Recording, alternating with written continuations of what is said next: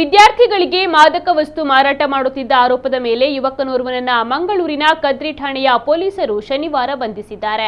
ಕೇರಳದ ಎರ್ನಾಕುಳಂ ಜಿಲ್ಲೆಯ ಮುತ್ತೋಲಾಪುರಂ ನಿವಾಸಿ 20 ವರ್ಷ ಪ್ರಾಯದ ಜೂಡ್ ಮ್ಯಾಥ್ಯೂ ಬಂಧಿತ ಆರೋಪಿ. ಆತನಿಂದ 5.20 ಗ್ರಾಂ ತೂಕದ MDMA ಮಾದಕ ವಸ್ತು, ಕೃತ್ಯಕ್ಕೆ ಬಳಸಿದ ಬೈಕ್ ಸಮೇತ ಒಟ್ಟು 70,000 ರೂಪಾಯಿ ಮೌಲ್ಯದ ಸೊತ್ತುಗಳನ್ನು ವಶಪಡಿಸಿಕೊಳ್ಳಲಾಗಿದೆ. ಮಂಗಳೂರಿನ ಪದವು ಗ್ರಾಮದ ಕೈಲಾಸ ಕಾಲನಿ ಸಮೀಪದ ಶ್ರೀದುರ್ಗಾ ಪರಮೇಶ್ವರಿ ಭಜನಾ ಮಂದಿರದ ಬಳಿ ಯುವಕನೋರ್ವ ಮಾದಕ ವಸ್ತು ಮಾರಾಟ ಮಾಡುತ್ತಿರುವ ಬಗ್ಗೆ ದೊರೆತಂತಹ ಖಚಿತ ಮಾಹಿತಿಯನ್ನು ಆಧರಿಸಿ ಕದ್ರಿ ಪೊಲೀಸರು ಈ ಕಾರ್ಯಾಚರಣೆಯನ್ನು ನಡೆಸಿದ್ದಾರೆ.